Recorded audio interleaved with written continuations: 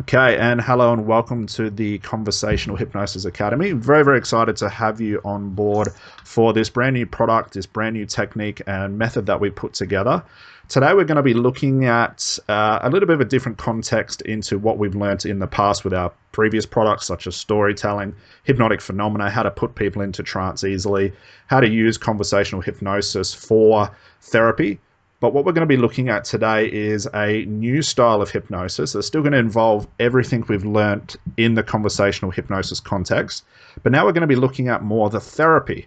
Now, this is obviously going to be a very important part for the wonderful therapists that we've got online with us today, but also for everybody listening to this is how do we start to use the processes through whether you've listened to our products before or you've actually been to our live certifications. How do we actually start to involve therapy in what we've learnt, but also look at a new style to use therapy to not only integrate with unconscious learning and also conscious learning, but how we can put this together to suit the conversational style that we're accustomed to.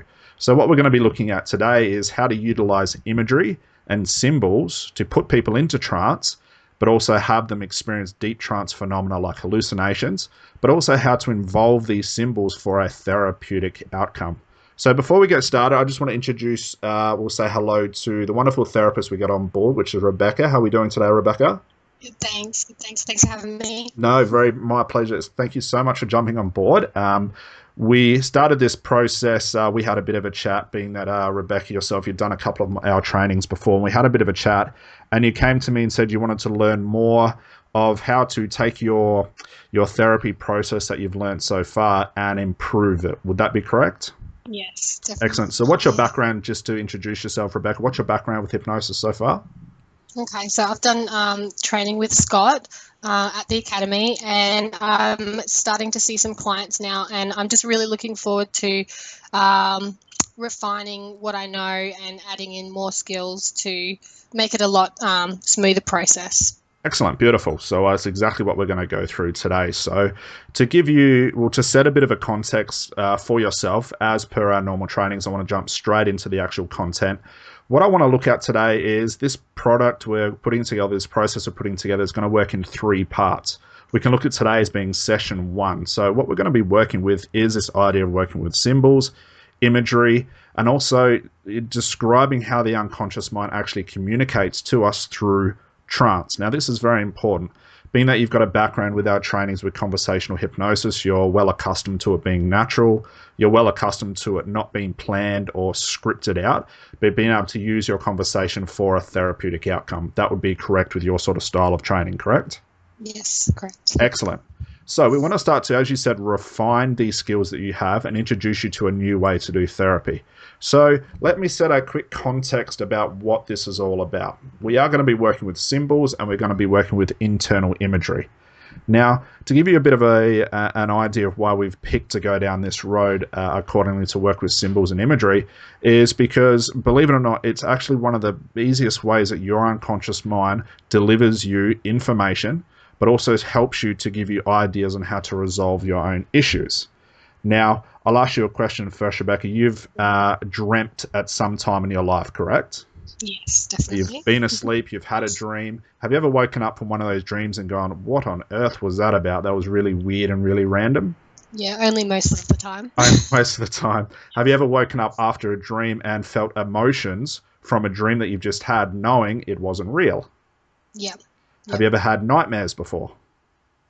Yes, definitely had nightmares. Excellent. So it's quite a weird thing to think about is that we can dream, wake up, and still experience the emotion, whether it's a bit of sadness, it's happiness, it's a feeling of confusion, or if it's in the case of a nightmare, we feel rather scared, and it sometimes takes us a little while to get back to sleep.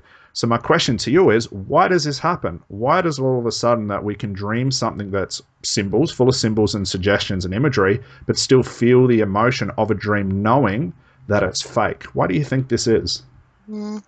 Would it be because, well, you don't really know, like your mind doesn't know, like how would you put it?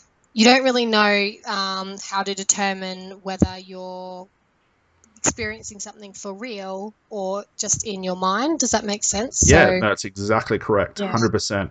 So what happens is you dream unconsciously. Obviously, when we go to sleep, we can look at this as a hypnotic trance. Okay, we're in sleep and we start to envision these images, maybe long lost memories or people or other things come into our dreams that we weren't aware of, and it attracts a bit of an emotion, whether you be scared, you're happy, you're sad, whatever the case may be. And when you wake up, you're still in that trance state. You're still in what we call the hypnotic afterglow. So until your conscious mind catches up with what's going on, you can experience all those emotions with it, because a lot of symbols and imagery, especially inside of dreams, will be encased in emotion. If we consider where all our emotion is, it lays pretty much all unconsciously. So we can imagine if we're using the communication of the unconscious mind, which is predominantly through symbols and imagery, we can expect a lot of those emotions to rush in as those images rush into our dreams as well. Does that make sense so far? Yes. Yeah. Excellent. Let me throw this one at you. For the clients that you've seen, or the style of hypnosis that you've seen either through our demos or other trainings that you've done before, have you ever seen a client maybe try to explain what they're feeling with their problem, or they presented like a smoking problem or a weight loss problem or any sort of problem in their life, and a client sits there and tries to describe what's occurring and they find it very, very hard to describe? Yes. Yeah. Excellent. Have you ever seen a client while they're trying to describe this, and it almost sounds like this? They go, "Well, I've got this problem, and it sort of feels like this, and I sort of, and they struggle so much to explain it to us." And usually, as the client struggling to describe this to us, you usually often hear what we call a metaphor. This is where a client gives you a description of what they're feeling or seeing or emotionally going through a symbol, through a metaphor.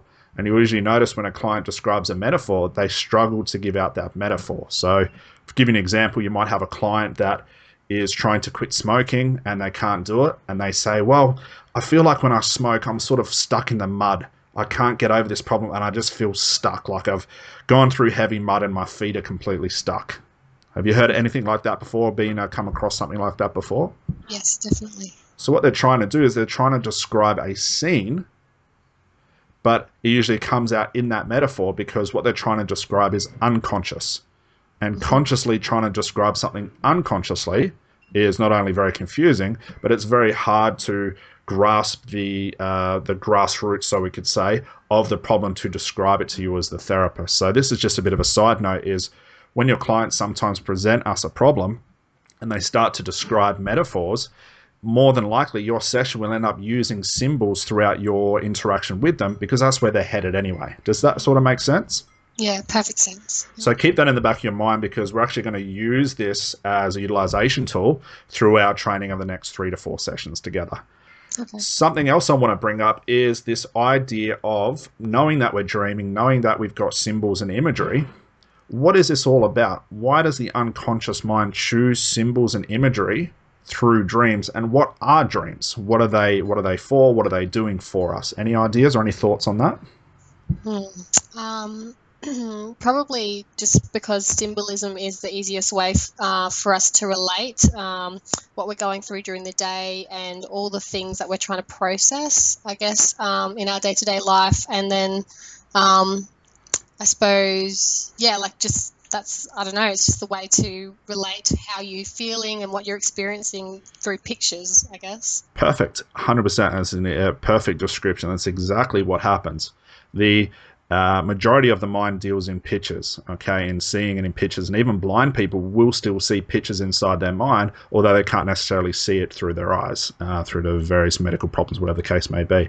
So when we're dreaming, that's exactly right. What's happening is the unconscious mind is connecting the thoughts, the learnings, and everything that you've felt and been through during that day. It's connecting everything together. It's giving you the experience, and it's being represented by symbols so you can understand it.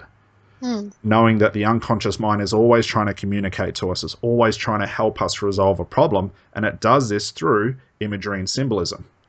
But the funny thing is, when we're seeing dreams, if we have that in the back of our mind, we can almost, clarify and put together to say that, well, every time we dream, it must mean our unconscious mind is either working something out for us, or connecting something for us to make us a better person. And I believe this to be true. But the funny thing is, when we consciously try to elaborate on the dream, it seems silly, it seems stupid, and we go, I don't know, this is all confusing. I saw myself in my dream standing on a grass hill, smoking a cigarette. I've never smoked before, and then all of a sudden I saw a dragon float across the sky. Now, to us, it's a very weird dream, and we go, oh, that was pretty peculiar. It's a bit of a weird dream. But unconsciously, something is occurring that the unconscious mind is doing for us to connect new learnings or help us overcome a problem. So we've got this on our side. So when you consider this, well, have you ever had this experience before? You've maybe had a problem in your life and you went through the whole roller coaster of emotion. You tried to fix it. You tried to do this. You tried to do that. And then all of a sudden you get to the end of the day and you go, you know what, I'm going to have a good sleep and I'll think about it the next morning. You have a sleep, you have some pretty weird and vivid dreams, and you wake up and the problem's no longer there. It's almost like it's being resolved. Has that ever happened to you before? Yes, definitely. It's why the common phrase is, when people are stressed out or they've got problems in their life, people say, well, sleep on it. Make your decision in the morning. If you've got something big to decide on the next day, to always say, have a good sleep, because what this allows your unconscious mind to do is figure out the best way for you to overcome whatever that case may be. Does that make sense for the context of what we're doing? Yeah, definitely. Excellent. So how do we use this for therapy? What is the whole purpose of this? Well, I want to point a couple of things out. Being that the symbols and the imagery are a natural way for the unconscious mind to process things, but also to give us information on how we can resolve our own problems, we can expect that when we put a client into trance, which is all unconscious, we can expect to possibly come up across some symbols and some imagery through this interaction. Would you agree with that? Yes. Excellent. So what we want to do is not only, we'll not set the context that we're always going to go for imagery, that we always need to help create these symbols, but I want you to be aware as a therapist, for an upcoming therapist like yourself, when you start to see a lot of clients coming in, that when a client does present a symbol that they're noticing inside their trance that they're having, what do we do with it? How do we interact with it? How do we use it for therapy? And the biggest thing, how do we utilize any part of it to help us not only deepen the trance, but give them the therapeutic outcome? So what we're doing is we're preparing you for when symbols pop, when we call them reality pops or symbol popping, that we know what to do with them. Now, this is important as a therapist to know what to do at any part of your hypnotic interaction is extremely important. Now, if you're sitting there with a client and they've got their eyes closed, they're in a deep trance, you've done a great job at the induction, and then all of a sudden your client says, oh, you know what, I can see a rainbow that's gold, and at the bottom I can see a river full of rapids and rocks, and you don't know what to do with it, the majority of therapists will push it aside because they've got in their mind something they would rather be doing, whether it's an Erickson language set, or you're looking at doing storytelling, or you're doing some advanced stuff like some mind-bending language or something like that. And what you've basically done is you've discarded what the unconscious mind is doing for them, and you've discarded the easiest way for them to overcome their problem. It's because their unconscious mind has chosen the solution and the path to resolution, and you've discarded it. You're going to make your role very, very hard as a therapist. Does that make sense? Yeah, definitely. So we always want to try and always revisit this utilization that we've talked about on other products, and you've heard as a number one rule when you're learning conversational hypnosis is we always want to try and utilize. So what we're going to do over the next couple of sessions is learn how to utilize these images and these symbols for a therapeutic outcome. Now, we've added a bit more to this training that we're doing together. Normally, we would teach our students just to put someone into an induction, and the rest will, they come through other various processes that we can put in. What I want to do is show us how we can use symbols from start all the way through to finish for when your client leaves with the outcome they desire. So we're going to give you basically the whole therapy model just using symbols and imagery. Does that sound okay for you? Sounds good.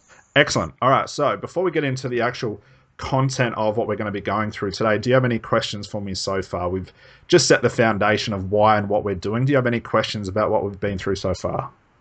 No, I don't actually. Okay, excellent. Well, if there's anything that comes up, please stop me at any point and please ask questions away. So let's get into what we could call the first session, or session one of this training. What I want to do first is look at something called priming, or unconscious priming.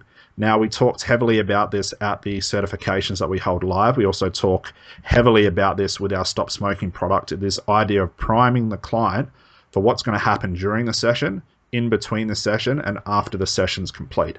So I want to take this same priming idea, because it is vastly important to us, especially as a conversational hypnotist, but look at it from a different direction. Okay, so let me ask you, Rebecca, what do you think your number one role is as a therapist when a client comes in? What are the things you really need to be on top of to make sure your client has an experience worth experiencing? An experience worth experiencing. I'd say definitely using everything that they give you, and making sure that they are feeling comfortable and safe throughout. Excellent. And like really letting them know that while you are their therapist, you're also their friend. Yes. Yeah. Excellent. So definitely setting the rapport and making sure your setup is involved with things like safety and making sure they're comfortable and all that in between.